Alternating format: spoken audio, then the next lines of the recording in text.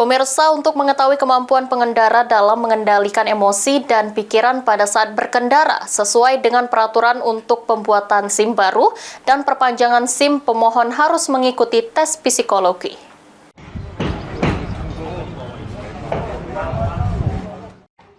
Untuk mengetahui kemampuan pengendara dalam mengendalikan emosi dan pikiran pada saat berkendara, sesuai dengan peraturan untuk pembuatan SIM baru dan perpanjangan SIM, pemohon harus mengikuti tes psikologi. Pemberlakuan aturan ini sudah dimulai sejak tanggal 18 Februari kemarin sesuai arahan dari Korlantas Polri. Sama seperti tes kesehatan, masyarakat yang ingin mendaftar tes psikologi untuk pembuatan SIM hanya perlu membawa fotokopi KTP sebanyak 1 lembar. Sedangkan untuk perpanjangan, masyarakat diminta untuk melampirkan fotokopi SIM lama. Tes psikologi ini untuk mengetahui kemampuan pengendara dalam mengendalikan emosi dan pikiran pada saat berkendara. Peraturan terbaru, sebenarnya ini bukan peraturan terbaru, sudah lama. Peraturan itu sudah lama sesuai dengan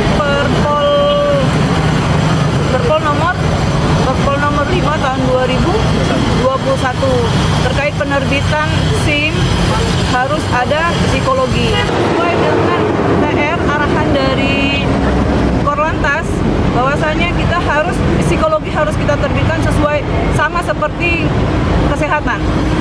Berarti nanti ada soal-soal tentang psikologi. Betul, untuk psikologi nanti kita ada konseling, terus menjawab pertanyaan, ada soal-soal yang harus diisi, baru di situ terlihatlah diperhatikan sama dari psikologi langsung. Apakah ada biaya tambahan terkait tes itu? Kalau masalah biaya tambahan karena itu menyangkut jasa, rekan-rekan mungkin bisa langsung ke psikologi karena itu tidak ada kaitannya dengan kita polisi karena memang itu dari psikologi langsung.